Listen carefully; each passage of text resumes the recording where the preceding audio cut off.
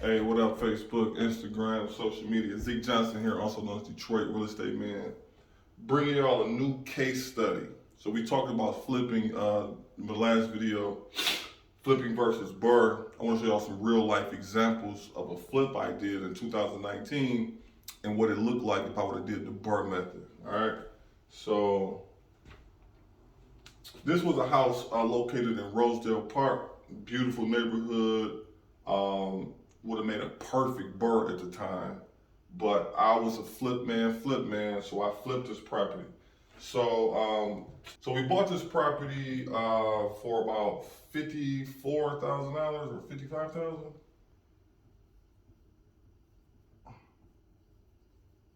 We bought it for $55,000. We put $40,000 into the property. Okay.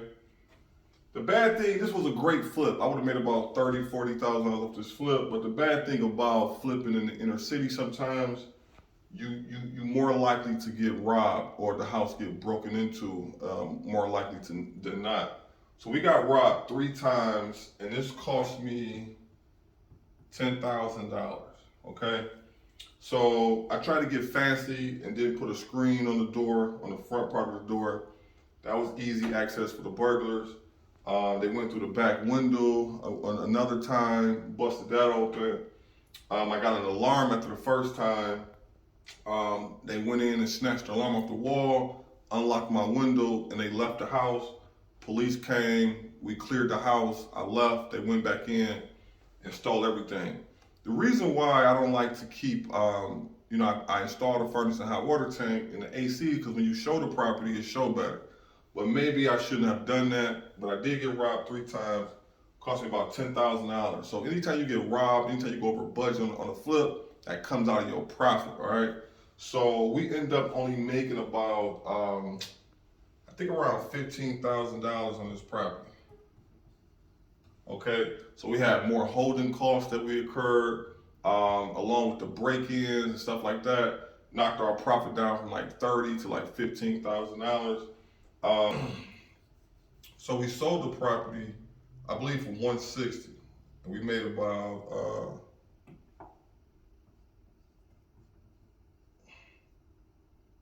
we sold the property for about $160,000.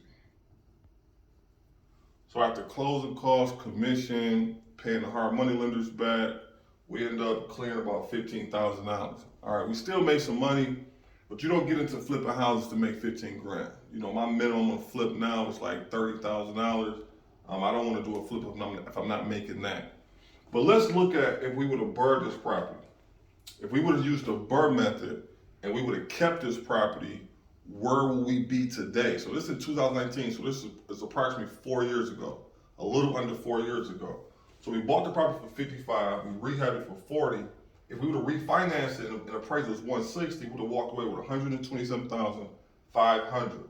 We would have paid our lenders back, for loaning us the money. We would have walked away with our money back that we put into the property and with an additional $37,500. Today, this property is worth well over the $160,000, and we're looking at approximate equity of $100,000. Now, I did 13 of these in 2019.